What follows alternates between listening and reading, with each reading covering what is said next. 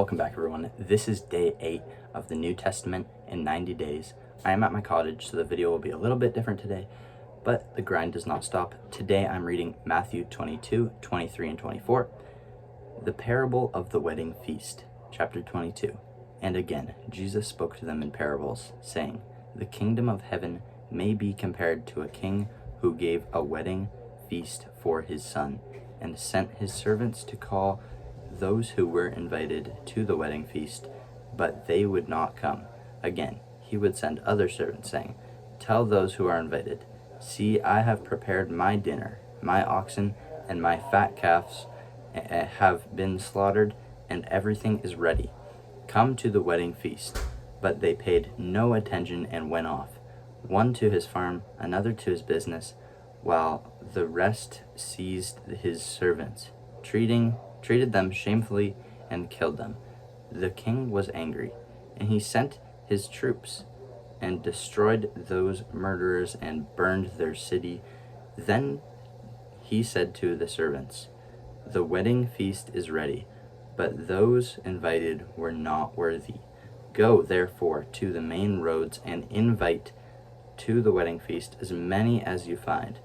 And those servants went out into the roads and gathered all whom they found, both bad and good. So the wedding hall was filled with guests. But when the king came in to look at the guests, he saw there was a man who had no wedding garment.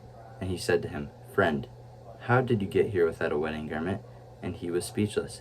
Then the king said to the attendants, 'Bind him hand and foot and cast him into the outer darkness. In that place there will be weeping and gnashing of teeth. For many are called, but few are chosen. Paying taxes to Caesar.' Then the Pharisees went and plotted how to entangle him in his words. And they sent their disciples to him, along with the Herodians, saying, 'Teacher, we know that you are true and teach the way of God truthfully, and you do not care about anyone's opinion, for you are not swayed by appearances. Tell us then what you think. Is it lawful to pay taxes to Caesar or not?' But Jesus, aware of their malice, said, 'Why you put me to the test, you hypocrites? Show me the coin for the tax.' And they brought him a denarius. And Jesus said to them, 'Whose likeness and inscription is this?' They said, 'Caesar's.' Then he said to them, 'Therefore render to Caesar the things that are Caesar's, and to God the things that are God's.' When they heard it, they marveled and they left him and went away. The Sadducees ask about the resurrection. The same day, Sadducees came to him, who say that there was no resurrection, and they asked him a question, saying, 'Teacher, Moses said, if a man dies having no children, his brother must marry the widow and raise up his offspring for his brother. Now, if there were 7 brothers among us, the first married died, having no offspring, left his wife to his brother. So to the second and third, and down to the 7th. After them all, the woman died. In the resurrection, therefore, of those 7, whose wife shall she be? For they all had her.' But Jesus answered them, 'You are wrong, because you know neither the Scriptures nor the power of God. For in the resurrection they neither marry nor are given in marriage, but are like angels in heaven. And as for the resurrection of the dead, have you not read what was said to you by God? I am the God of Abraham and the God of Isaac. But the God of Jacob, he is not God of the dead, but of the living.' And when the crowd heard it, they were astonished at his teaching." The great commandment. But when the Pharisees heard that he had silenced the Sadducees, they gathered together, and one of them, a lawyer, asked him a question to test him. "Teacher, which is the great commandment in the law?" And he said to them, "You shall love the Lord with all your heart, and with all your soul, and with all your mind. This is the great and first commandment, and a second is like it. You shall love your neighbor as yourself. On these two commandments depend all the law and the prophets. Whose son is the Christ?" Now, while Pharisees were gathered together, Jesus asked them a question, saying, "What do you think about the Christ? Whose son is he?" They said to him, "The son of David." He said to them, "How is it then that David, in the Spirit, calls him Lord, saying, 'The Lord said to my Lord, sit at my right hand, until I put your enemies under your feet'? If then David calls him Lord, how is he his son?" And if no one was able to answer him a word, nor from that day did anyone dare to ask him any more questions. Chapter 23. 7 Woes to the Scribes and Pharisees. Then Jesus said to the crowds and to his disciples, "The scribes and the Pharisees sit on Moses' seat, so do not observe whatever they tell you, but not the works they do, for they preach, but do not practice. They tie up heavy burdens, hard to bear, and lay them on people's shoulders, but then themselves they are not willing to move them with their finger. They do all the deeds to be seen by others, for they make their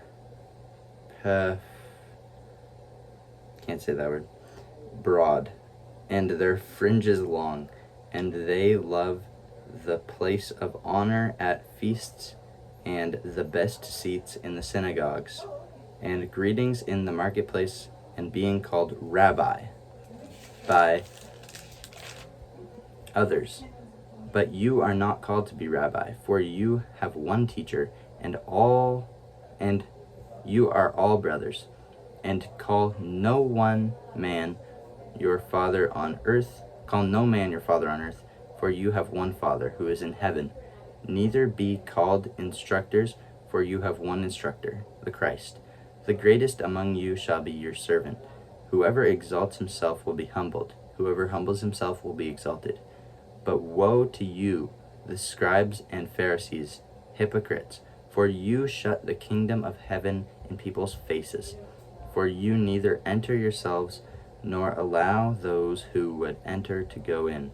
Woe to you, scribes and Pharisees, hypocrites, for you travel across the sea and land to make a single proselyte, and when he becomes a proselyte, you make him twice as much a child of hell as yourselves.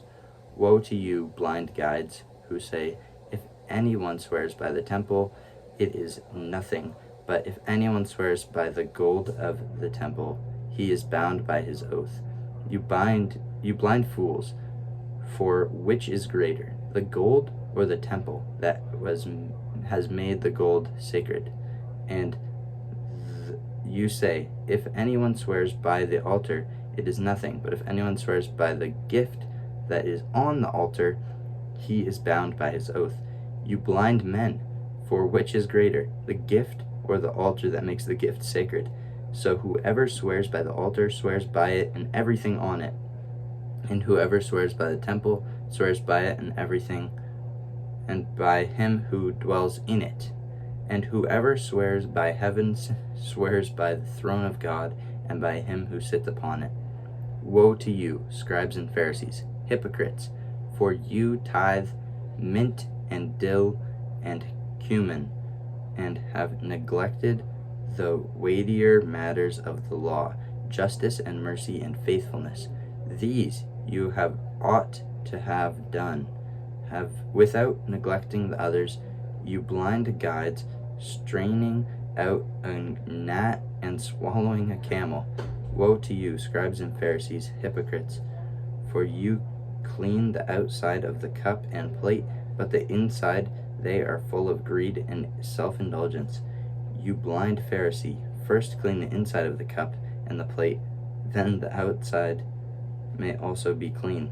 Woe to you, scribes and Pharisees, hypocrites, for you are like whitewashed tombs, which outwardly appear beautiful, but within are full of dead people, bones, and all uncleanliness. So you also outwardly appear righteous to others, but within you are full of hypocrisy and lawlessness. Woe to you, scribes and Pharisees, hypocrites, For you build the tombs of the prophets and decorate the monuments of the righteous, saying, if we had lived in the days of our fathers, we would not have taken part with them in shedding the blood of the prophets. Thus you witness against yourselves that you are sons of those who murdered the prophets. Fill up then the measure of your fathers, you serpents, you brood of vipers. How are you to escape being sentenced to hell? Therefore I send you prophets and wise men and scribes, some of whom you will kill and crucify, and some you will flog in your synagogues and persecute from town to town, so that on you may come all the righteous blood shed on earth, from the blood of the righteous Abel to the blood of Zechariah the son of Berechiah, whom you murdered between the sanctuary and the altar. Truly I say to you, all these things will come upon this generation. Lament over Jerusalem. O Jerusalem, Jerusalem, the city that kills the prophets and stones those who are sent to it. How often would I have gathered your children together as a hen gathers her brood under her wings, and you were not willing. See, your house is left to you desolate. For I tell you, you will not see me again until you say, blessed is he who comes in the name of the Lord. Jesus foretells destruction of the temple. Chapter 24. Jesus left the temple and was going away. When his disciples came to point at him, the buildings of the temple, but he answered them, you will see all these, do you not? Truly I say to you, there will not be left here one stone upon another that will not be thrown down. Signs of the end age. As he sat on the Mount of Olives, the disciples came to him privately, saying, tell us, when will these things be? And what will be the sign of your coming and of the end of the age? And Jesus answered them, see that no one leads you astray, for many will come in my name, saying, I am the Christ, and they will lead many astray. And you will hear of wars and rumors of wars. See that you are not alarmed, for this must take place, but the end is not yet. For nation will rise against nation, and kingdom against kingdom, and there will be famines and earthquakes in various places. All these are but the beginning of the birth pains. Then they will deliver you up to tribulation and put you to death, and you will be hated by all nations for my name's sake. And then many will fall away and betray one another and hate one another. And many false prophets will arise and lead many astray. And because lawlessness will be increased, the love of many will grow cold. But the one who endures to the end will be saved, and this gospel of the kingdom will be proclaimed throughout the whole world as a testament to all nations, and then the end will come. The abomination of desolation. So when you see the abomination of desolation spoken of the prophet Daniel standing in the holy place, let the reader understand. Then let those who are in Judah flee to the mountains. Let the one who is on the housetop not go down to take what is in his house, and let the one who is in the field not turn back to take his cloak. And alas, for women are pregnant, and for those who are nursing infants in those days, pray that you might your flight may not be in the winter or a Sabbath, for then there will be great tribulation, such as not being from the beginning of the world until now. No, and never will be. And if those days had not been cut short, no human being would be saved.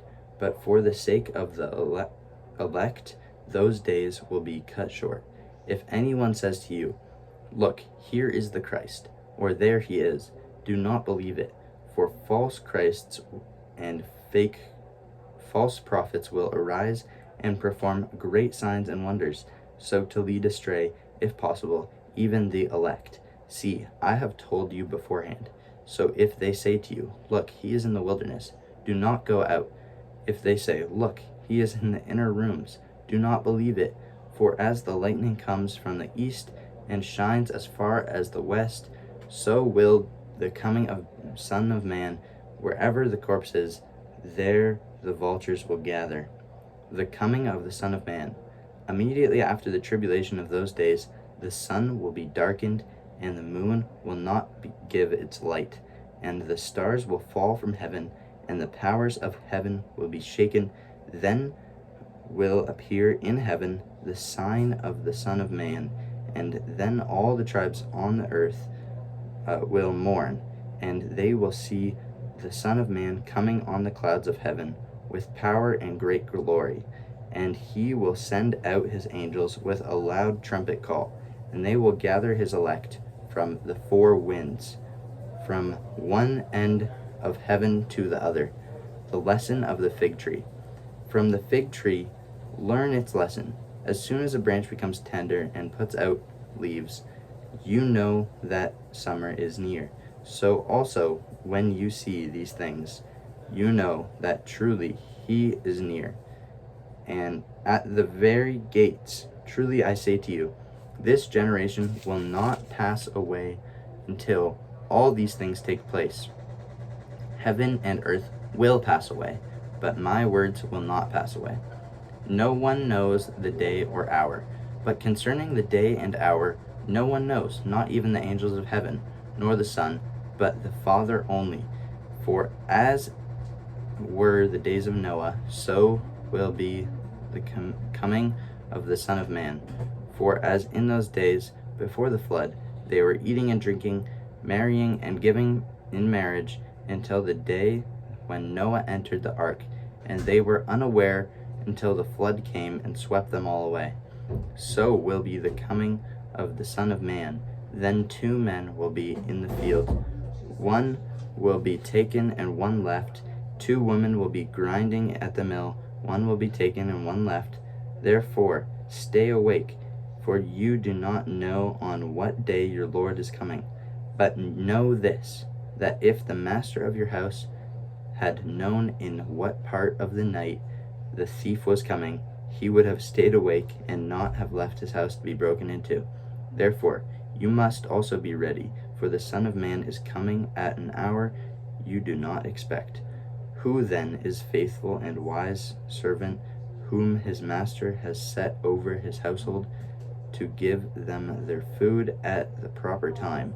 Blessed is the servant who his master will find so doing when he comes. Truly I say to you, he will set him over all possessions.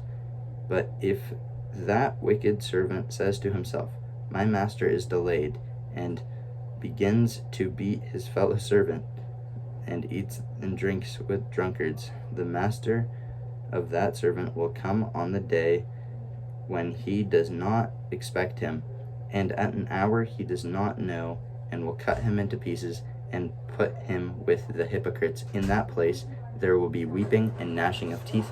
Thanks for watching. Go read your Bible.